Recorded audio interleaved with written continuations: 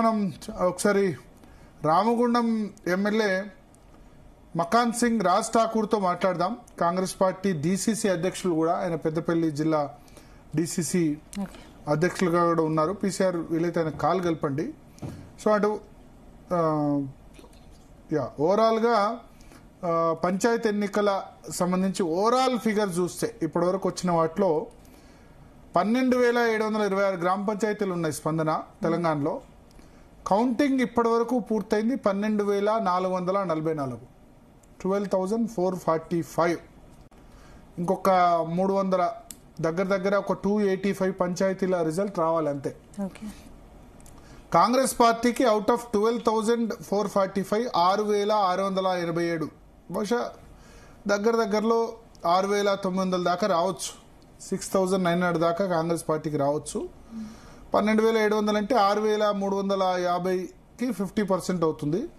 50% కంటే ఒక 3-4% ఎక్కువ కాంగ్రెస్ పార్టీ కనిపిస్తుంది. బీఆర్ఎస్ 3,450, భారతీయ జనతా పార్టీ 682, దగ్గర 700 భారతీయ జనతా పార్టీకి. బీఆర్ఎస్కు 3,450 వచ్చాయి. ఇతరులు 1,627.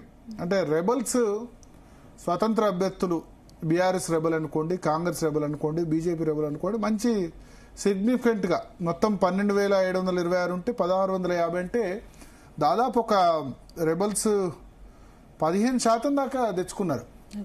అంటే ఏ పార్టీ మద్దతు లేకుండా తెచ్చుకున్నారు.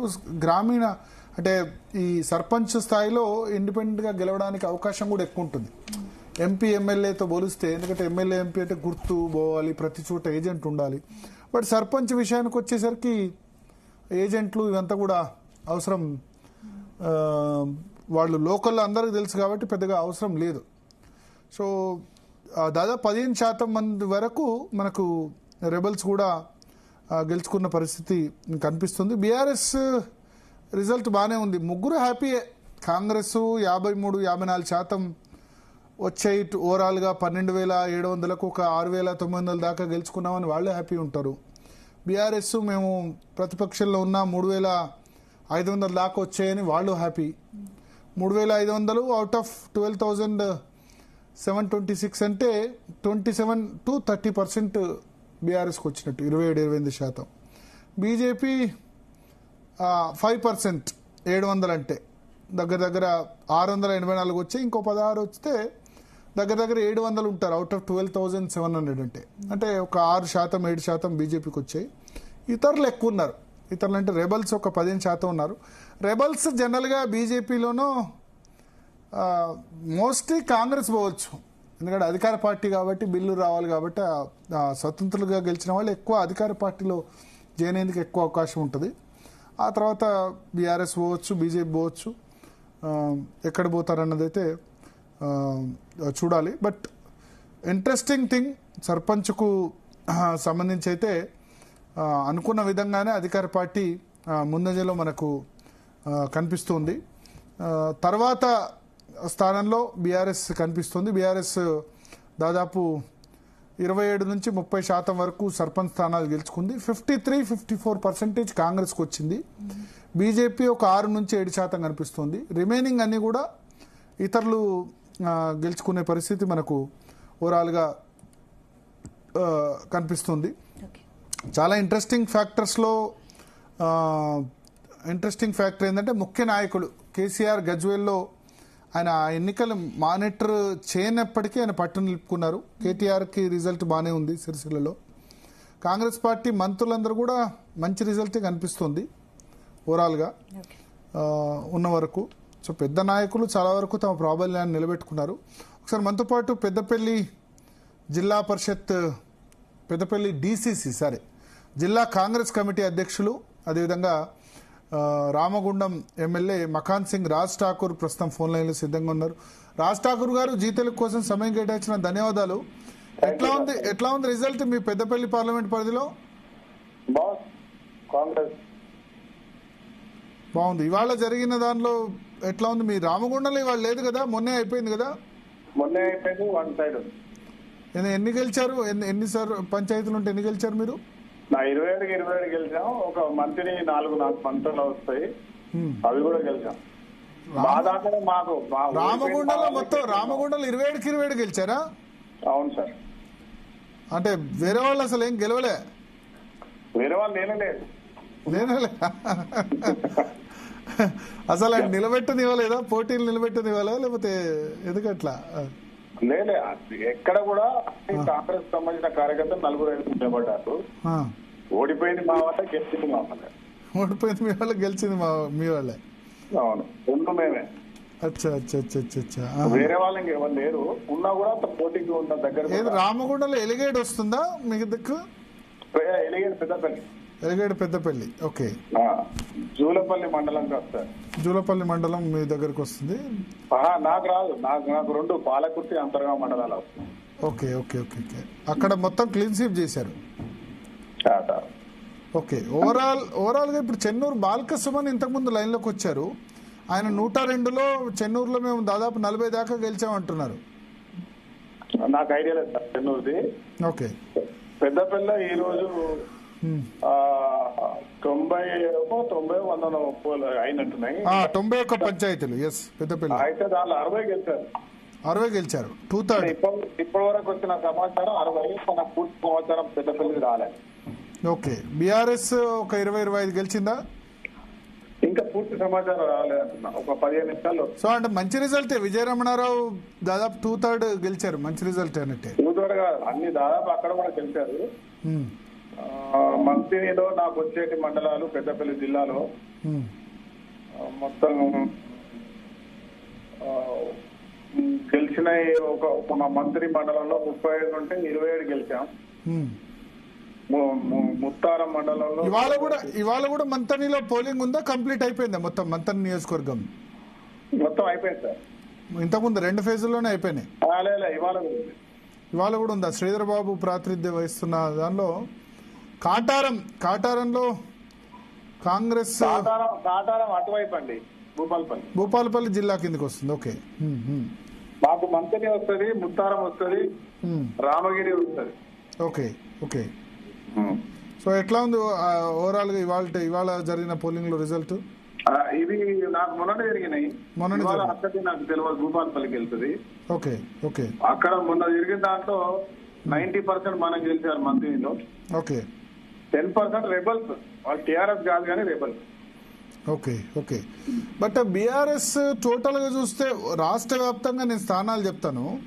12,700 స్థానాలు ఉంటే కాంగ్రెస్ 6,800 దాకా గెలిచింది. బీఆర్ఎస్ 3,500 దాకా, అంటే ఒక 27-28% బీఆర్ఎస్కి వచ్చింది. 3,500 దాకా గెలిచారు. మీరు 6,800 దాకా మీరు గెలుస్తున్నారు. బీజేపీ 700 దగ్గర. ఇతరులు 1,600. కొంచెం పర్లేదు కదా బీఆర్ఎస్ 27-30% అంటే అధికార పార్టీకి అడ్వాంటేజ్ ఉంటుంది కదా సార్. లోకల్ మీకు మాట చెప్పాలా, యాక్చువల్గా ఎవడన్నా ఒక్కడు పార్టీ నిలబడితే వారి గురించి ఎమ్మెల్యే కానీ లీడర్ కానీ పోవాల్సి వస్తుంది. ప్రతి ఊర్లో ఏ పార్టీ సంబంధించిన నాకు తెలిసి ఇంకా ఎక్కువ అధికారంలో ఉన్న వాళ్ళు ఎక్కువ మంది మనకు సంబంధించిన వాళ్ళే ఉంటారు. పోటీదారులు కూడా మా వాళ్ళే ఉంటారు. లిటరల్లీ పార్టీ సింబల్ మీద కాదు. దాంట్లో పార్టీ అధికారంలో ఉన్న వైపే ఎక్కువ గెలుస్తారు.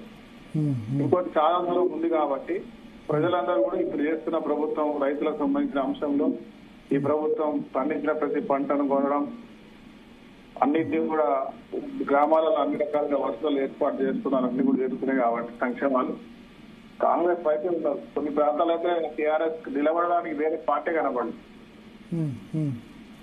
కొన్ని ప్రాంతాల్లో ఎవరైనా మా దగ్గర నుంచి ఇప్పుడు సపోజ్ నేనే శాసనసభ్యుడిని ఉన్నా, ఒక వ్యక్తి నాకు దగ్గర ఉంటాడు, అతని వెళ్ళడం వల్ల ఇంకోటి ఒకవేళ లక్కీగా గెలిస్తే వానికి టీఆర్ఎస్ చెప్పుకోవడము, పర్సనల్ గా మాట్లాడటం జరిగింది తప్ప ఇక వాళ్ళు ప్రాతినిధ్యం వహిస్తున్న ప్రాంతాలు తప్ప వేరే జాగాల్లో నేను అనుకుంటా అంత పెద్దగా లేదు. ఎంపీటీసీ ఇదే దూకుడుతో పెట్టేస్తారా? ఎంపీటీసీను ZPTC election plus municipal election. ప్రభుత్వం ఎంపీటీసీ జెడ్పీటీసీ ఎన్నికలు పెట్టడానికి ఎప్పటి నుంచో సిద్ధంగా ఉంది. ఇవాళ రిజర్వేషన్ 42% రావాలి, కేంద్ర ప్రభుత్వం దీనికి అడ్డంకులు మొక్కాలు అడ్డుతుంది అనేటువంటి ఒక విషయం మన అందరికి తెలిసిందే.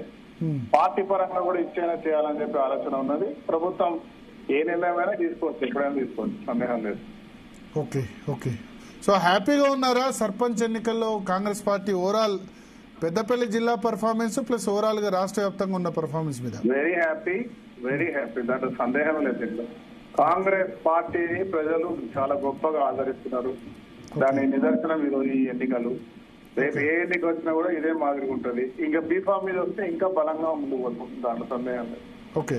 కానీ సిద్దిపేట, సిరిసిల్ల, గజ్వేల్ ఇవన్నీ బీఆర్ఎస్ బాగానే నిలబెట్టుకుంది. వాళ్ళు సిద్దిపేట, సిరిసిల్లో 117లో 80 వచ్చాయట కేటీఆర్ నియోజకవర్గంలో. నాకు డీటెయిల్ గా నాకు సమాచారం అందలేదు బయట, నేను ఊర్లోనే ఉన్నా కాబట్టి ఓకే నేను న్యూస్ చూడలేదు, తెలియదు. Okay okay okay. Thank you Makhan Singh Raj Thakur గారు జీవితాల కోసం సమయం కేటాయించినందుకు.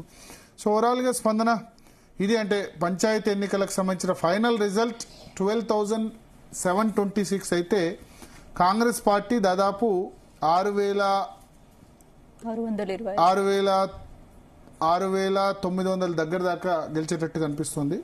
బీఆర్ఎస్ 3,500, బీజేపీ 700, ఇతరులు 1,600. సో ఓవరాల్గా 53-54% కాంగ్రెస్, బీఆర్ఎస్ 27-28%, భారతీయ జనతా పార్టీ 6-7%, ఇతరులు మిగతావి ఒక 10-12% గెలిచే విధంగా మనకు ఓవరాల్ రిజల్ట్ కనబడుతుంది. పంచాయతీ ఎన్నికలు అయిపోయాయి కాబట్టి ఇక నెక్స్ట్ రాష్ట్ర ప్రభుత్వం అయితే మున్సిపల్ ఎన్నికలు కండక్ట్ చేస్తుంది. ఎందుకంటే అక్కడ బీసీలకు కొంచెం ఎక్కువ రిజర్వేషన్ ఇవ్వచ్చు. ఎందుకంటే ఎస్సీ ఎస్టీల పాపులేషన్ కొంచెం తక్కువ ఉంటుంది. ఎస్సీ ఎస్టీల జనాభా ఎంత ఉంటే అంత ఇవ్వాలి.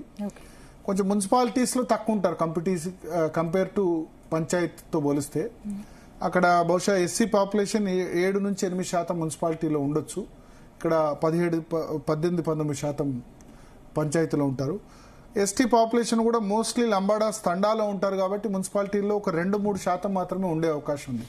సో ఆ 7-10 లోపే ఉంటుంది ఎస్సీ ఎస్టీ పాపులేషన్. మిగతా 40% బీసీలకు మున్సిపాలిటీల్లో ఇవ్వడానికి అవకాశం ఉంది. 50% రిజర్వేషన్ దాటొద్దంటే. సో మున్సిపాలిటీ ఎన్నికలు కూడా త్వరలోనే కండక్ట్ చేయొచ్చు. హైకోర్టు తీర్పును బట్టి ఎంపీటీసీ, జెడ్పీటీసీ ఎన్నికలకు కూడా కాంగ్రెస్ పార్టీ అధిష్టానం వెళ్లే అవకాశాలు కనిపిస్తున్నాయి. Okay, thank you Bharat. ఇది వాళ్ళ డిఎన్ఏ. మరిన్ని అప్డేట్స్ రేపు డిఎన్ఏలో మళ్ళీ కలుద్దాం. Keep watching.